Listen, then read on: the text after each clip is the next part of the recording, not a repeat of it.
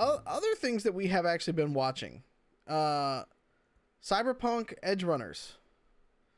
Have you seen the entire series at this point, or No, not yet. okay? I've made it I'm through catching most of up. the season. I know the ending and everything like that. There's some plot points in the middle that I've lost the middle eights a little bit with that, but in a 10 series anime, I'm not surprised with.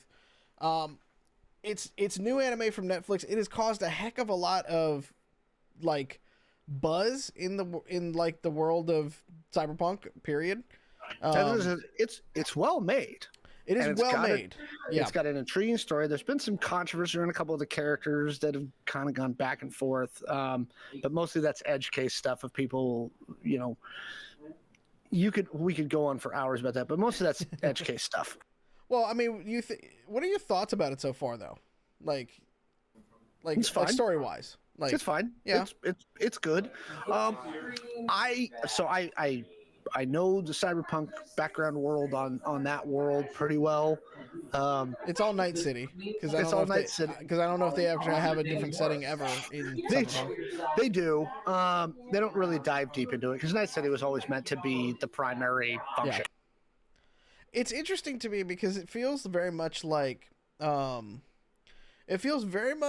it's the same story from the Cyberpunk game, which this is actually supposed to be in universe and canon, as in they it's reference before. V. Yeah. Yeah.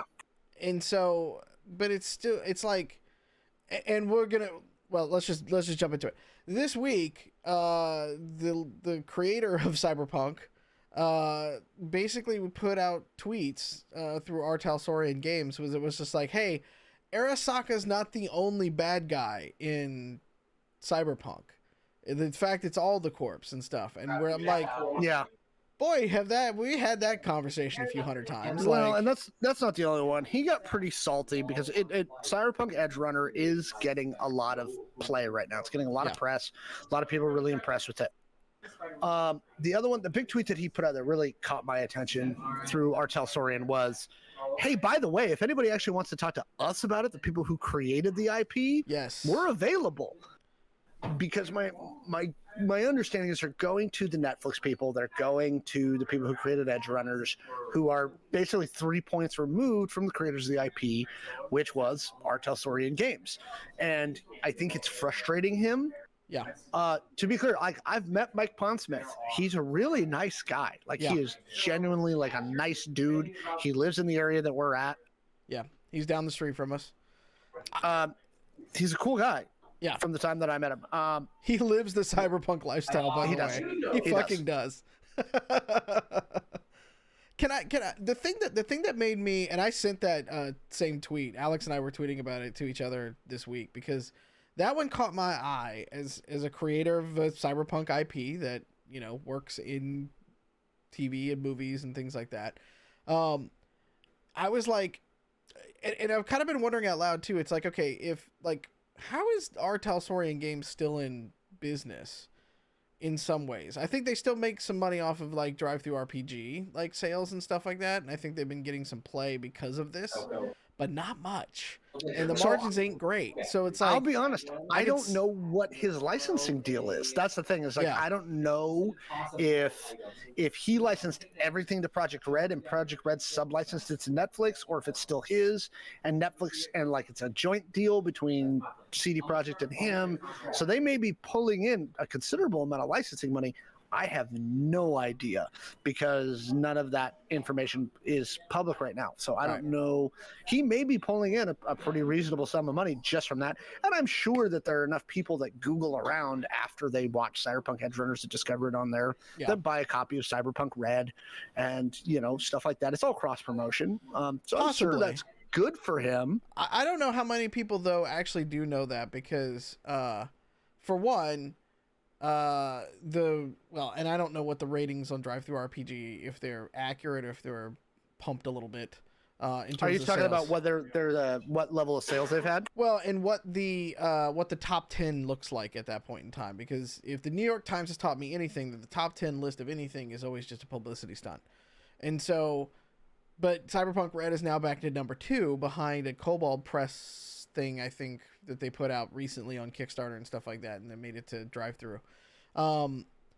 And I saw a lot of tweets because like our Identico account, obviously we link up with a lot of other Cyberpunk writers, and we trying to work with like Cyberpunk Day and all this kind of stuff. Like we live the lifestyle too. And so like we see Pondsmith all the time, and we see the people from Artal Soren. It's not always just Mike. Like Mike's not the one tweeting all the time. I think it's actually people that are working for him.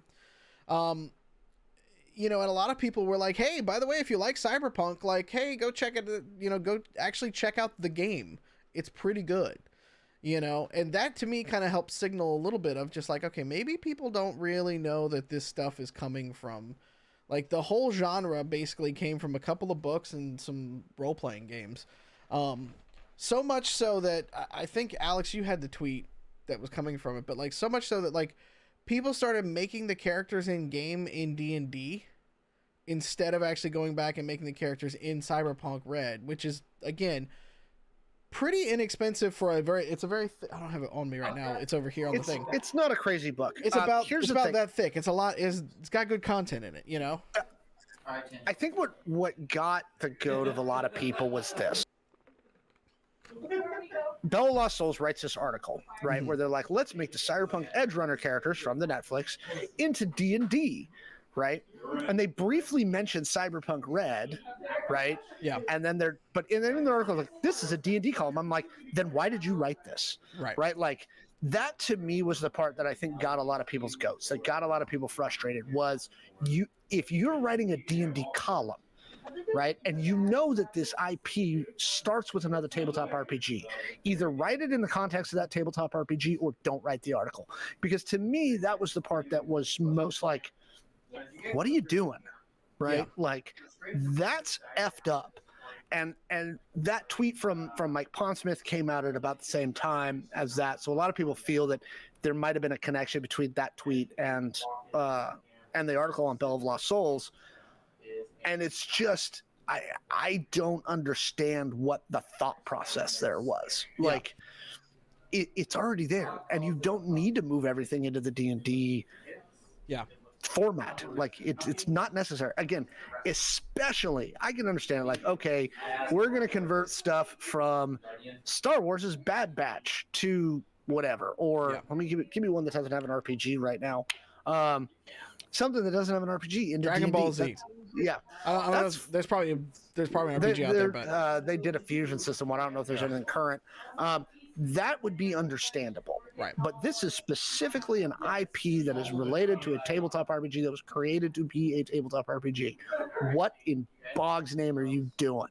Well, they're doing the D&D fanboy thing, and you know, trying to put everything's got to be D&D. That's the problem with the RPG space right now. And there's been a lot of discourse about this lately, and it's, you know, is D&D going to end up screwing themselves by trying to make themselves synonymous with tabletop RPGs, where they're going to end up because there's a legal principle under which they can dilute their IP enough by trying to make themselves so synonymous with TTRPGs that their IP, the trademark, dies, right? Yeah. Like Kleenex.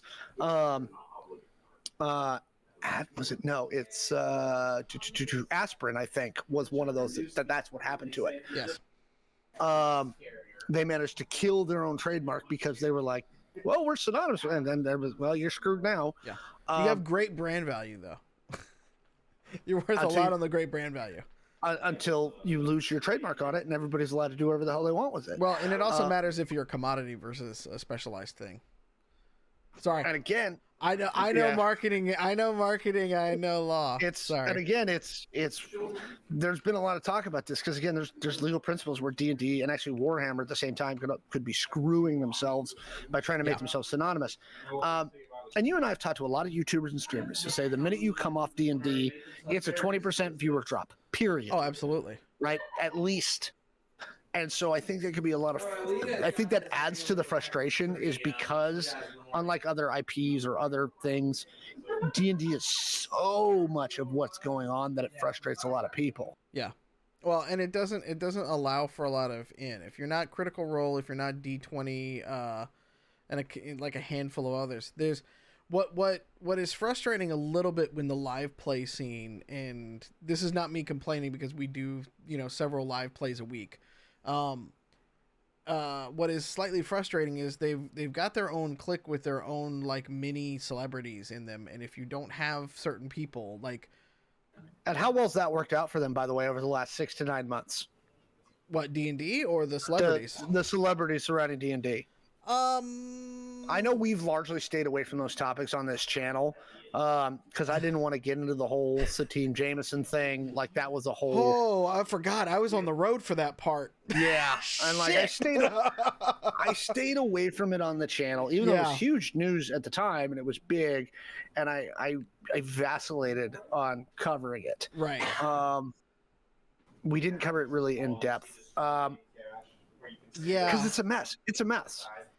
And I think, I mean, I would like to think, so this is me playing the other side of it, is I haven't met a ton of the people who are the like celebrity D&Ds and celebrity GMs and things like that. The few that I have had the chance to meet have been pretty good. They have been nice folks. And I call out folks like, Abria Ibanjar and stuff like that. I know I'm mispronouncing her name probably because I'm terrible with names. But like her, like Carlos Kritz, like Serena Marie. I mean, I've met with Chris Perkins and others like Holkins, all those guys. They're all creators like us. They're all just a bunch of big nerds and being okay. I think the ones that take it too far, like you said, that are trying to make it all about them, those people I tend to kind of sniff a little bit to begin with, because it's like, there's something about your PR right now that just doesn't add up, because I've been around the block enough times to know that if you got that kind of PR, you're hiding something. Turns out they were hiding something. Yeah, but the problem is that while you're able to sniff that out, a lot of the community is 100%. No, I get it. But it's still it grinds me like that we are still putting some of this stuff in there. Like, it's okay to support creators. It's okay to be fans of creators and stuff like that. Where I think that we get into some trouble when it comes to these big brands promoting, and D&D really being one of the biggest brands, like promoting all of these people. I mean, we can go back as far as like brands working with like Dr. Disrespect and stuff like that. You take a chance with some of these folks, and so celebrity deals are tough, and you're trying to make a niche celebrity market in this. And I think much like we talked about Twitch, and Twitch, not to throw a curveball into this particular segment, but like Twitch is trying to bet on the bunch of us, like the smaller streamers being able to like get inroads with communities and build it out, rather than be like paying Ninja and Tim the Tap Man and all these guys like hundreds of thousands of dollars or even millions of dollars to stay. And that's really hard to do. It's really hard to make a huge community. I work with some of the biggest brands in the world who still don't have this big of a following on Twitch. And it's just the ways and means of media. And so, by the way, when we move on, I want to make a joke about how badly Twitch can go for some people. Yes. So it's when you start to kind of think about like trying to put these communities and stuff like that together, there's some red flags that you have to be very careful about. And I think in the rapid expansion that D&D had, people were missing some like tropical storm warnings, to use the Hurricane E and stuff. Like when the watches and the warnings start going out, maybe you should pay attention to them. And I think that we don't enough in entertainment, because then you get people, to bring it back around a little bit, then you get to the stuff of like where like Mike Pondsmith should be being interviewed all the time, because he is one of the good guys. He is one of the founding fathers. Like, he does such a wonderful job both speaking about Cyberpunk, and I know he's selling his product, but I've never heard him speak ill about any of us. Like, he doesn't come up to us and it's like, hey, fucker, why are you writing Cyberpunk? I own Cyberpunk. Don't you know? He's never been like that, right? Like, it's like, you want to beat those people out there in front of it. So, as much as I it hurts me a little bit, because like when I see the tweet when they're like, hey, if you want to actually talk about the people who created it, hit us up. Like, yeah, you should go talk to them, because those are the people that we really want to hear from. It's not that CD Projekt Red or Netflix are bad, by the way. Like, they're perfectly fine, but go talk to the creator. Like, they know what's no, up.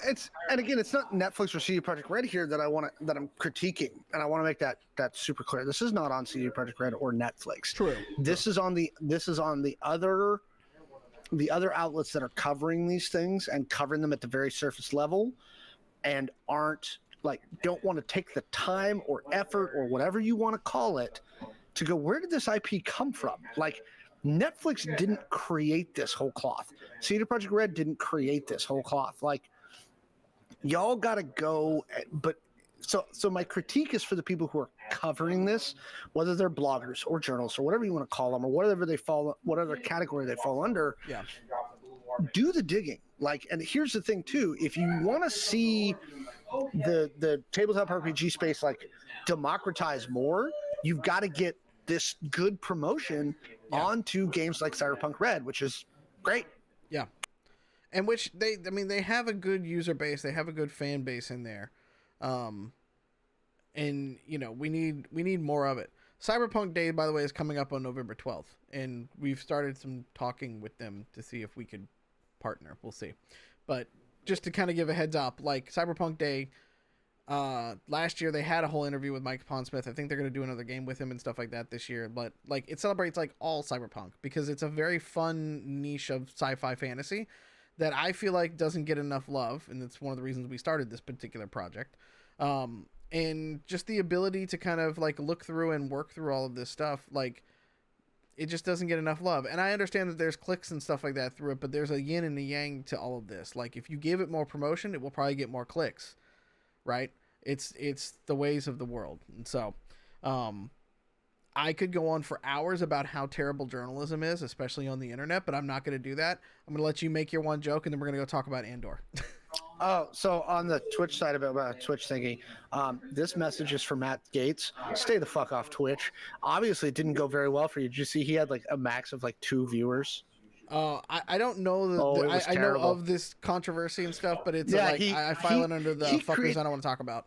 He created his own channel on Twitch, and he got a whole 2 viewers. Wow! And his chat went stupid because it was bad, and they left their chat open after the stream was over, and that was also stupid. We have more viewers concurrently right now than that guy, so screw you, that guy. Yeah.